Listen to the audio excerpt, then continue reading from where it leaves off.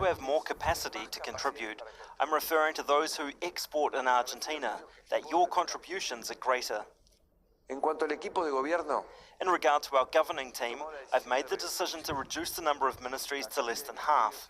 Given the moment that's ahead of us, I've decided to reduce my cabinet even more, so we can give the upcoming agenda a more focused response.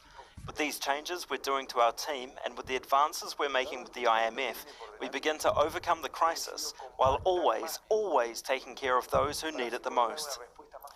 Well, people are currently out demonstrating in Buenos Aires. Teresa Bo is there for us. Teresa, the President, Mauricio Macri, obviously trying to, get a hold of all the developments going on in Argentina. What reaction has there been so far to his proposals?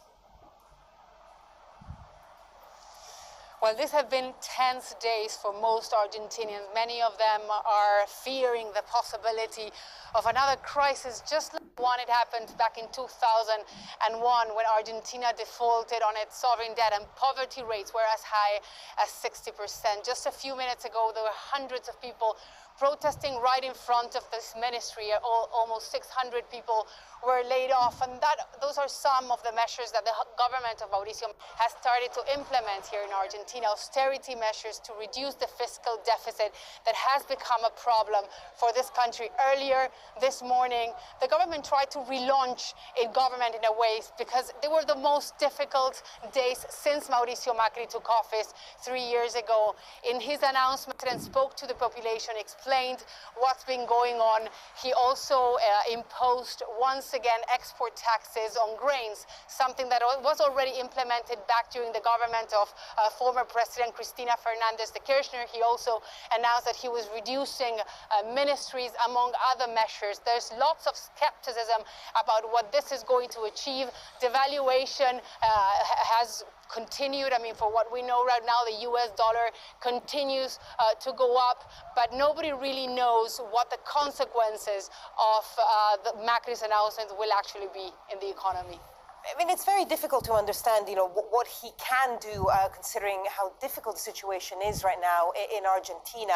Do you think that we're going to see even more proposals as he tries to take control of the situation? Well, nobody really knows, because when this crisis actually began back in May, and that's when Argentina was forced to go to the International Monetary Fund to request an emergency loan, at that point, the president was expecting that was going to be enough to prevent the currency from devaluating even further, but that didn't happen, and the situation continued to deteriorate, and now we know that the Ministry of Economy is traveling once again to Washington to renegotiate with the IMF how to continue with the current situation. But what's difficult is for the Argentinian population, for workers especially.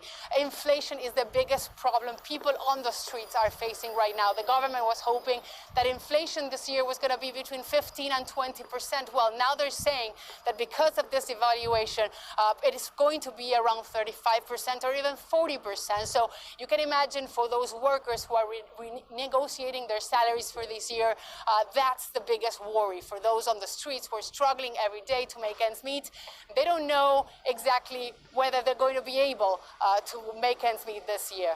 Very worrying times there in Argentina. Teresa Bo in Buenos Aires. Teresa, thank you.